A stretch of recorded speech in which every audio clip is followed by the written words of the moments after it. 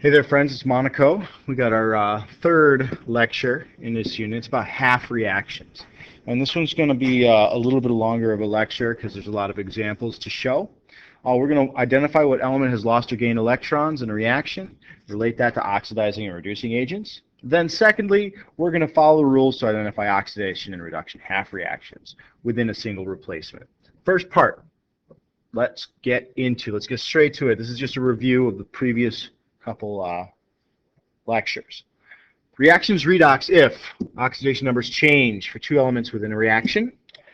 Reduction is gain of electrons. Oxidation number goes down.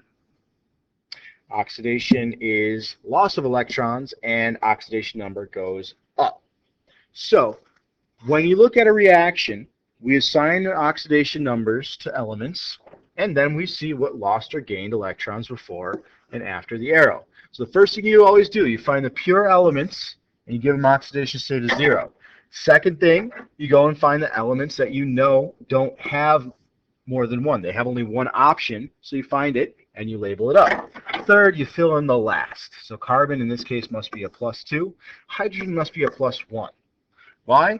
Lecture 2 clarifies as to why we have to insert these charges the way they go. So if we look at how the charge increases or decreases, lost or gained electrons, oxidized or reduced for carbon. So we see carbon started out at 0, but it ends at a +2. So the charge went from 0 to +2, it increased. So charge increased, oxidation number goes up. We have lost 2 electrons in that case. And since the charge increased, the oxidation went up, we were oxidized, according to the rules at the beginning of this note. Now, if we're looking at hydrogen, we went from hydrogen +1 to hydrogen with a 0. The charge there decreased. We gained 1 electron, and we were reduced. Oxidation and reduction are mutual. When something's oxidized, something else has to be reduced. So if we look at example 2, we have manganese oxide, hydrochloric acid, manganese chloride, chlorine, and water as produced. The first thing you do, you look for your pure elements. I only see one in this case, chlorine. Second thing, you go and find all your oxygens, give them a -2. Third thing, you find the chlorine that's in formulas and give it a -1 because that's a halogen, it's group 17. Lastly, you fill in whatever the last little bits must be. Manganese must be a +2 here and must be a +4 there. If you're not understanding that, you need to go back to lecture 2 and do your practice pack pages 2 through 5, maybe with my guidance in class, so that you understand how we're doing this. Chlorine goes from -1 to 0. -1 to 0, that is increasing the charge. We have lost electrons.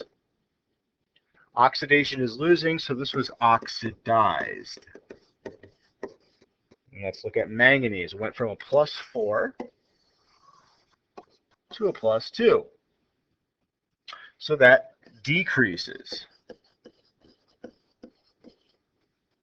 We gain electrons, and we were reduced. Okay. Next little bit. Oxidizing agent is the species that gets reduced. It does the oxidizing. The reducing agent is the species that gets oxidized. It does the reducing. So if it was reduced, it was the oxidizing agent. If it was oxidized, it was the reducing agent. So it's the flip-flop. So carbon went from 0 to +2 here.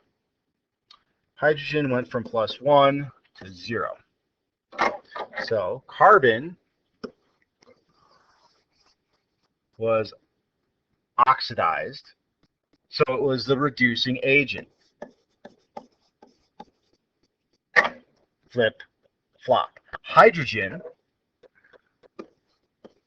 was reduced, so it's the oxidizing agent. That's all there is to oxidizing and reducing agents. You're not likely to see that very often. So let's move on to half reactions, which is very common. These show the exchange of electrons in redox.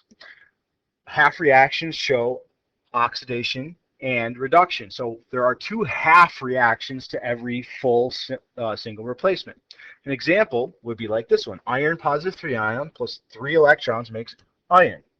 So the left side shows that electrons are gained, and showing on the right how the electrons were going into reducing the overall charge. So iron gained 3 electrons and became iron 0. Gain electrons reduction. Good, great, grand. Let's look at the other half reaction. Oxidation would be showing how it lost electrons, and so the lost means that they're going to be on the right side, product side. Notice how the charge for iron goes up from left to right. Oxidation goes up because iron lost electrons. Lose electrons, oxidation. So we went from 0 to positive 3. Okay, that's how we lost electrons. Now, you might not understand that necessarily quite yet, but now we're going to do some practice related to it after we get some more notes, apparently. Add electrons to the side that reaction has higher total charge. We'll remember that electrons are negative. Half reactions follow the law of conservation of mass.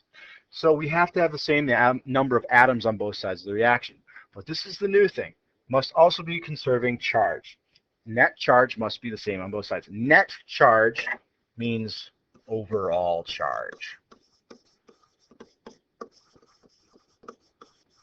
So if we had Fe0 becoming Fe positive 3 and 3 E negatives, well, if you take the positive 3 and the 3 negative 1s, positive 3 and 3 negative 3, that equals 0. Net charge hasn't changed. 0 equals 0. So that's a good thing. That's what we're trying to show. So when we're doing half reactions, we assign oxidation numbers like we've been doing. And then we identify which one gets oxidized and which one gets reduced.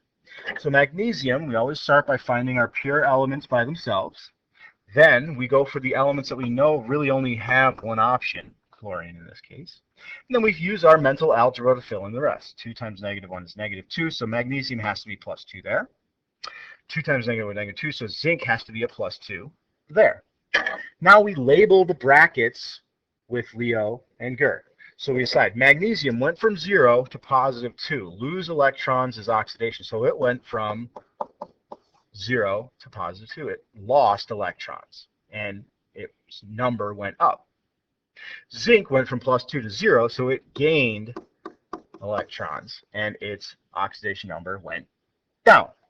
So now we have the brackets labeled with Leo and Ger. We can identify where the electrons play. Oxidation half reaction. Lose electrons, so magnesium became magnesium positive 2. How did it do that? Well, it was Mg positive 2. And how many electrons did it lose? Well, the plus 2 has to cancel out with however many charges the electrons were to make 0. So we say 2 electrons were produced.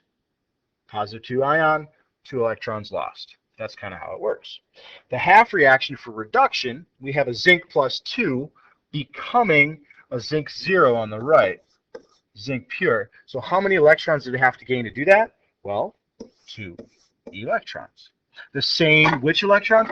The same 2 electrons that the magnesium lost, because these are mutual reactions. One half of it is oxidation, the other half of it is reduction. That's why we call them half reactions. Okay. This example right here, there's a problem with it. For example, we know that 1, we have to balance for mass, so there's 2 iodines that have to be on the left.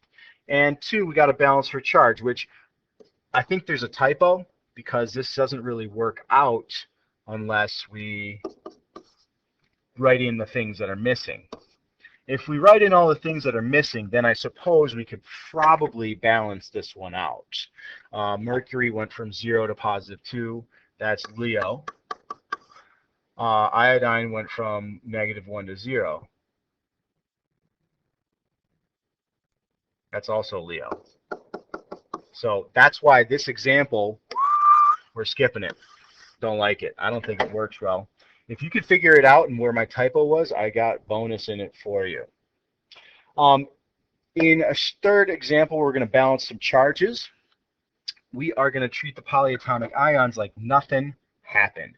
We got copper and silver, which are pure elements, so we get the oxidation state of 0. Nitrate on the on the reference table E is a -1, so we're going to keep it as a -1 the whole time. We're going to use that because it didn't change. See that? We're going to use that to figure out what silver and copper were. -1 times 2 is -2, so copper had to be a +2, and silver had to be a +1, because -1 times 1 is -1. So copper went from 0 to +2. That's losing electrons. That's our Leo. And silver went from +1 to 0. That's gain electrons. So then we can write our oxidation and reduction half reaction. So our oxidation is our Leo. Lose electrons, oxidation. So we had a silver. Oh, sorry, I'm not looking at my brackets properly. We had the copper that was copper 0. Copper 0 becoming copper +2 and 2 electrons. Why 2 electrons? Because it's a +2 ion.